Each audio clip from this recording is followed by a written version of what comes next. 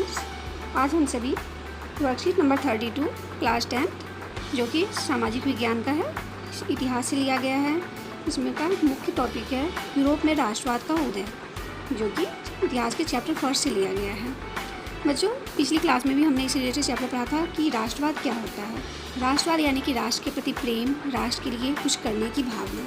तो हम इसी के बारे में आज के चैप्टर में पढ़ेंगे कि यूरोप में राष्ट्रवाद का क्रमिक विकास कैसे हुआ। तो इसका सबसे पहला पॉइंट है फ्रांसीसी क्रांति 1789, यानी कि रूस में यूरोप में राष्ट्रवाद का विकास जो है वह फ्रांसीसी क्रांति से हुआ, जो कि 1789 में शुरू की गई। इसमें इसका मुख्य उद्देश्य था कि राष्ट्र में इक्वलिटी यानी कि समानता, स्वतंत्रता और बंधुत्व की भावना का विकास करना। हमारा नेक्स्ट पॉइंट है नागरिक संहिता, जो कि 1804 में लागू की गई। यह नेपोलियन द्वारा दी गई नागरिक संहिता थी, जिसमें कि इसका मुख्य उद्देश्य था, नेपोलियन के कुछ कोड थे, इसमें जो है जन्म से पहले के सभी अधिकारों को समाप्त किया गया और कानून के समक्ष सबकी समानता स्थापित की गई और संपत्ति के अधिकार को भी सुरक्षित रखा गया। इसमें नेपोलियन ने प्रशासनिक विभागों को सरल बनाया, सामंती व्यवस्था को समाप्त कर दी गई और किसानों को असमय और स्मारक से मुक्त कर दिया गया। इसके साथ साथ परिवहन और संचार प्रणाली में भी काफ़ी सुधार किया गया। किसानों, कारीगरों और नए व्यवसायी ने एक नई स्वतंत्रता का आनंद लिया। तो इस तरीके से नेपोलियन कोड जो है वो बहुत ही महत्वपूर्ण है। इसमें ट्रांसपोर्ट व्यवस्था और संचार प्रणाली को बहुत ही इम्पोर्टेंट दिया गया, इसमें बहुत ही सुधार की गई। नेक्स्ट है हमारा वियना की संधि, जो कि 1850 यानी कि 1815 में की गई। इसका मुख्य उद्देश्य था कि यह 25 मार्च 1815 में वियना की संधि संबद्ध शक्तियों यानी कि ऑस्ट्रिया, ग्रेट ब्रिटेन, पर्शिया और रूस की औपचारिक सहमति थी, जब तक कि वह हार नहीं गई थी नेपोलियन के खिलाफ युद्ध करने के लिए उन्हें प्रतिबद्ध किया। इसमें इन जो है राज्यों का उद्देश्य था कि नेपोलियन को किसी तरीके से हराया जाए, क्योंकि जिस तरीके से नेपोलियन की शक्ति बढ़ रही थी उससे बाकी यूरोपियन कंट्री को काफ़ी खतरा था। उन्हें डर था कि उनके राज्य पे भी नेपोलियन अधिकार स्थापित नहीं कर ले। इसलिए इन राष्ट्रों ने मिलकर वियना नामक जगह पे एक संधि की और उनका मुख्य उद्देश्य क्या था? नेपोलियन को हराना। नेक्स्ट पॉइंट है हमारा उदारवादियों की क्रांति, जो कि 1848 में की गई, यानी कि 1848 में। उदारवादी यानी कि लिबरल्स, इनका मुख्य उद्देश्य था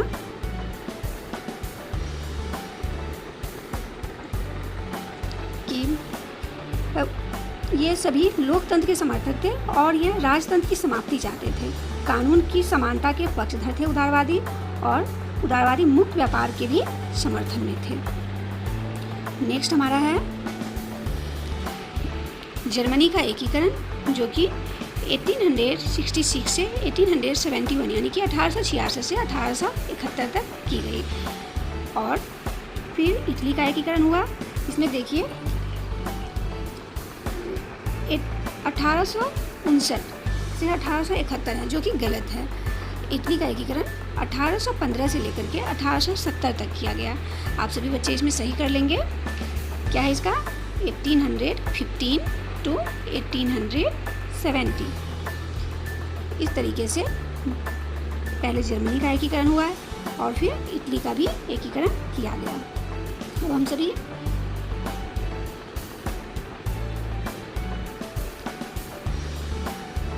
चैप्टर पे आते हैं कि फ्रांसीसी क्रांति के आरंभ से ही फ्रांसीसी क्रांतिकारियों ने ऐसे अनेक कदम उठाए जिनसे फ्रांसीसी लोगों में एक सामूहिक पहचान यानी कि राष्ट्रवाद की भावना पैदा हो सकती थी।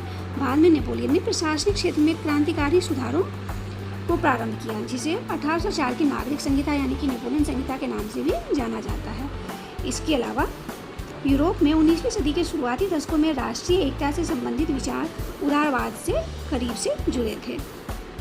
फ्रांसीसी क्रांति एवं राष्ट्रवाद इसका मुख्य बिंदु है।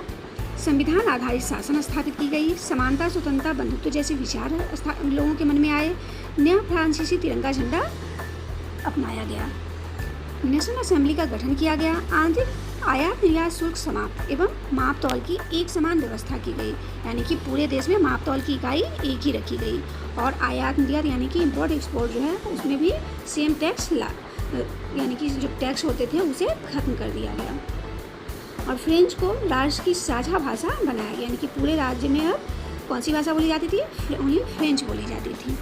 तो इस तरीके से फ्रांसीसी क्रांति और राष्ट्रवाद जो है बहुत ही इम्पोर्टेंट है। नेक्स्ट है हमारा 1804 की नागरिक संहिता। इसमें जन पर आधारित विशेषाधिकारों की समाप्ति की गई, कानून के सामने समानता एवं संपत्ति के अधिकार को सुरक्षित किया गया। अब इसमें देखिए कि हमारा जो पहला पॉइंट है कि जन पर आधारित विशेषाधिकार, यानी कि जो जन्म से अधिकार मिलते थे, यानी अगर कोई राजा है तो उसका बेटा भी राजा बनेगा, तो इस अधिकार को समाप्त कर दिया गया। अब ऐसा नहीं होता था कि राजा का बेटा राजा बनेगा, सेना में जो है उसका बेटा भी आगे सेना में ही जाएगा, किसान का बेटा किसान ही बनेगा, ऐसा समाप्त कर दिया गया। अब जो है कार्य आधारित पोस्ट निर्धारित किए गए, यानी कि जो जैसा कर्म करेगा, जो जैसा कार्य करेगा, जितनी तेज़ी से आगे बढ़ेगा वैसा ही उसे पोस्ट भी मिलेगा। इसके साथ साथ कानून के सामने समानता भी लाई गई और संपत्ति के अधिकार को सुरक्षित किया गया। प्रशासनिक विभाजनों को सरल बनाया गया, सामंती व्यवस्था को समाप्त किया गया, किसानों के भू दासत्व और जागीरदारी शुल्कों से मुक्ति मिली, यानी कि जो किसान होते थे वो पहले जो भूस्वामी थे उनके दास बनकर के अपना जीवन बसर करते थे, उससे उन्हें मुक्ति मिल गई। अब वो अपने ज़मीन पर खुद से खेती कर सकते थे और दासत्व प्रथा को समाप्त कर दिया गया, और जागीरदारों को उनके जागीरदारों की शुल्क से उन्हें अब मुक्ति मिल गई। किसान को अब जागीरदारों को कोई शुल्क यानी टैक्स नहीं देना पड़ता था। शहरों में कारीगरों के श्रेणी संघों के नियंत्रणों को हटा दिया गया। तो हमारा 1804 की नागरिक संहिता जो है बहुत ही इंपॉर्टेंट है। नेक्स्ट पॉइंट है हमारा उदारवादी राष्ट्रवाद। इसमें राजनीतिक और आर्थिक क्षेत्र में आया। इसके मुख्य बिंदु हैं सहमति पर आधारित सरकार अर्थात राजतंत्र का अंत हुआ। अभी हमने ऊपर पढ़ा था कि किस तरीके से कानून के समक्ष समानता ला करके राजतंत्र का अंत किया गया। संविधान आधारित शासन अपनाया गया, यानी कि पूरे देश के लिए एक संविधान बनाया गया और अब उसी से जो निर्धारित किया गया उसमें वही पूरे देश में शासन व्यवस्था लागू की गई। संसदीय सरकार या प्रतिनिधि आधारित की गई। विशेषाधिकारियों का अंत कर दिया गया। अब कोई भी विशेषाधिकार नहीं किसी को थे, सभी कार्य के अनुसार आगे बढ़ते थे। कानून के समक्ष समानता स्थापित की गई, यानी कि कानून के समक्ष सभी समान होते थे। मताधिकारों का समर्थन, लेकिन सबके लिए नहीं। मताधिकार, अब यहाँ देखिए एक पॉइंट है कि मताधिकार का समर्थन तो किया गया लेकिन सबके लिए नहीं। सबके लिए यानी कि स्त्रियों के लिए मताधिकार का प्रयोग करना अभी भी यहाँ वर्जित था। मुक्त बाजार की व्यवस्था की गई, यानी कि अब कहीं आने जाने के लिए टैक्स नहीं लगते थे। बाजार लगाने के लिए कोई भी वस्तु कहीं भी देश में लेके आ सकते थे और जा सकते थे। अब उनको इसके लिए टैक्स नहीं देना पड़ता था। वस्तु एवं सेवाओं पर प्रतिबंधों से मुक्ति मिल गई। तो इस तरीके से हमने देखा कि उदारवादी राष्ट्र जो है उसमें इनके जो विशेषाधिकार दिए गए जो कि राजनीतिक एवं आर्थिक क्षेत्र में काफ़ी ही महत्वपूर्ण थे।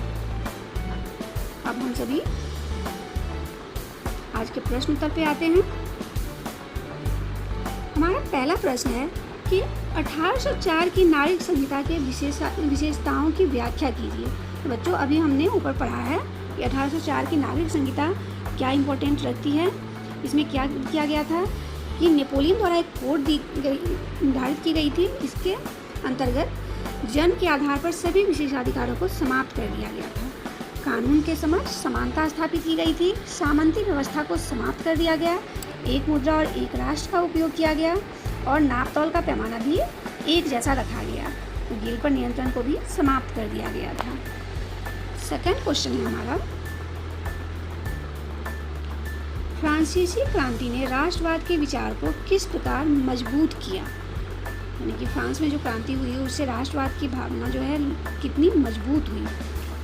तो इसमें पहला है सबसे महत्वपूर्ण कि फ्रांसीसी क्रांति ने समानता, स्वतंत्रता और बंधुत्व के विचार दिए, जिससे एक देश के लोगों में एकता का भाव विकसित हुआ। पूरे देश में लोगों में एकता की भावना पैदा हुई। दूसरा मेन पॉइंट है कि फ्रांसीसी क्रांति में एक भाषा और एक झंडे का उपयोग किया गया, इससे भी राष्ट्रवाद के विचार को बल मिला। और थर्ड पॉइंट है कि पूरे देश में एक समान कानून व्यवस्था लागू की गई, इससे भी लोगों में राष्ट्रवाद की भावना का विकास हुआ।